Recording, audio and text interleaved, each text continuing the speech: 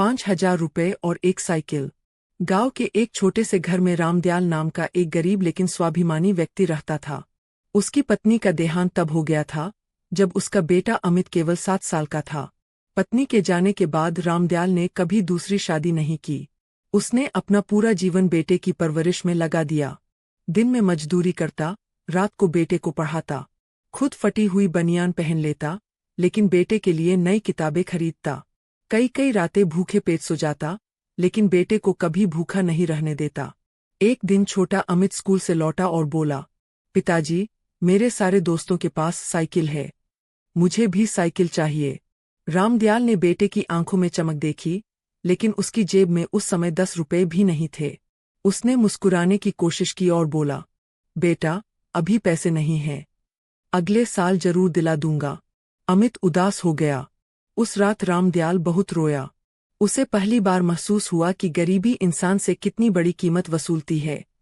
वह बेटे की छोटी सी इच्छा भी पूरी नहीं कर पा रहा था। समय बीतता गया। रामदयाल ने खेत बेच दिए, अपनी पत्नी के गहने बेच दिए, यहाँ तक कि अपनी बुजुर्ग उम्र की जमा पूंजी भी बेटे की पढ़ाई में लगा दी। उसकी मेहनत रंग लाई। अमित इंजीनियर बन गया, बड़ी कंपनी में नौकरी लग गई, शहर में बड़ा घर, कार और आलीशान जीवन मिल गया। रामदयाल की आंखों में खुशी के आंसू थे। उसे लगता था कि अब उसके संघर्ष खत्म हो गए हैं, लेकिन उसे नहीं पता था कि उसके जीवन का सबसे बड़ा दुख अभी बाकी है। कुछ वर्षों बाद अमित की शादी हो गई। शुरू में सब ठीक रहा, लेकिन धीरे धीरे बहू को बूढ़ा ससुर बोझ लगने लगा। वह अक्सर अमित से कहती, आपके पिताजी की वजह से हमारी आजादी खत्म हो गई है। हर समय उनकी सेवा करो, दवा दो, डॉक्टर के पास ले जाओ। अब आप बड़े आदमी हो गए हो, आपके एक एक मिनट की कीमत है।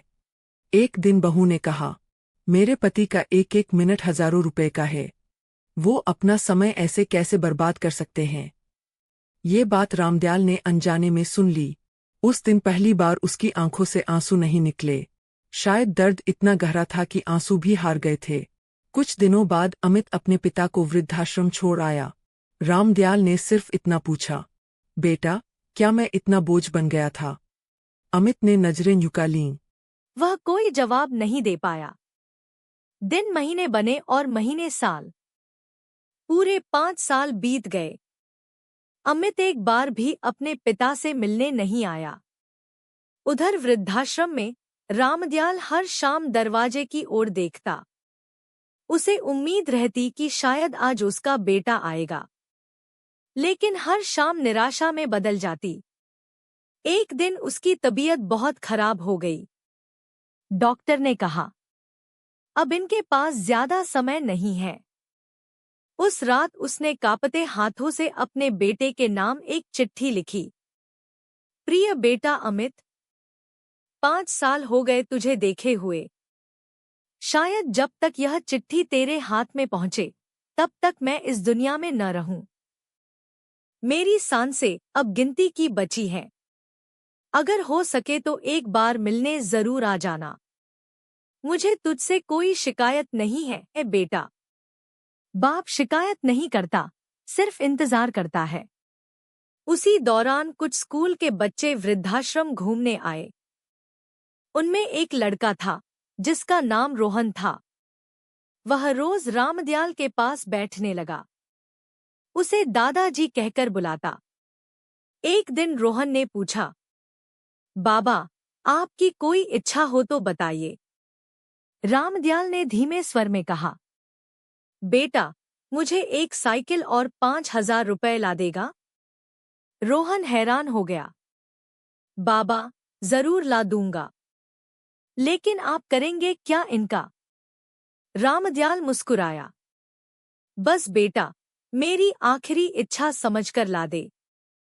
कुछ दिनों बाद रोहन अपने माता पिता की मदद से साइकिल और 5,000 रुपए लेकर आ गया।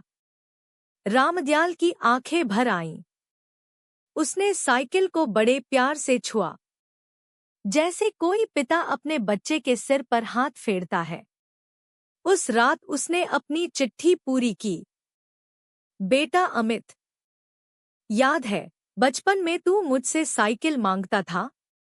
उस दिन मैं बहुत रोया था, क्योंकि मेरे पास पैसे नहीं थे, मैं तुझे साइकिल नहीं दिला सका। आज मैंने तेरे लिए एक साइकिल खरीद कर रख दी है।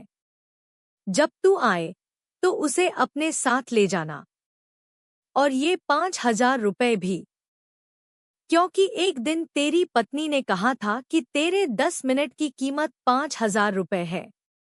अगर तू मुझे देखने 10 मिनट के लिए भी आता तो शायद तेरा नुकसान हो जाता, इसलिए मैंने तेरे 10 मिनट की कीमत पहले ही रख दी है। उन्हें लेते जाना बेटा। मैं नहीं चाहता कि मेरी वजह से तेरा कोई नुकसान हो।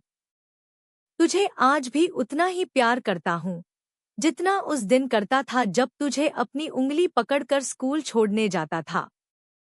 तेरा पिता, रामदयाल। अगली सुबह रामदयाल ने 5,000 रुपए अपनी माँ चिट्ठी दी। अमित कांपते हाथों से उसे पढ़ने लगा। हर शब्द उसके सीने में तीर की तरह चुभ रहा था। चिट्ठी पढ़ते पढ़ते उसकी आंखों से आंसुओं की धारा बहने लगी। उसकी नजर सामने रखी साइकिल पर पड़ी, वही साइकिल जो वह बचपन में मांगता था, और उसके पास रखे थे 5,000 रुपए। उस दिन पहली बार उसे एहसास हुआ कि उसने क्या खो दिया। पैसा कमाते कमाते वह उस इंसान को खो चुका था जिसने उसे जीना सिखाया था। उसने साइकिल को गले लगा लिया और फूट फूट कर रोने लगा। लेकिन अब उसके आंसू किसी काम के नहीं थे, क्योंकि दुनिया में एक जगह ऐसी भी होती है जहां पहुंचने के बाद इंसान कभी वापस नहीं आता। वह जगह है माँ बाप की अंतिम विदाई। संदेश। माँ बाप अपने बच्चों को इस उम्मीद से नहीं पालते कि वे बदले में दौलत देंगे। वे सिर्फ इतना चाहते हैं कि बुढ़ापे में उनका हाथ थामने वाला कोई अपना हो। जिस दिन औलाद माँ बाप को बोझ समझने लगे, उस दिन समझ लेना चाहिए कि इंसान तरक्की तो कर गया है, लेकिन इंसानियत में बहुत पीछे रह गया है। दुनिया का सबसे बड़ा कर्ज माँ बाप का होता है, और दुख की बात यह है कि इसे चुकाने का मौका भी हर किसी को दोबारा नहीं मिलता। फिर मिलेंगे दोस्तों। आपको यदि मेरी कहानी पसंद आए तो लाइक शेयर एक प्यारा सा कमेंट अवश्य कीजिए।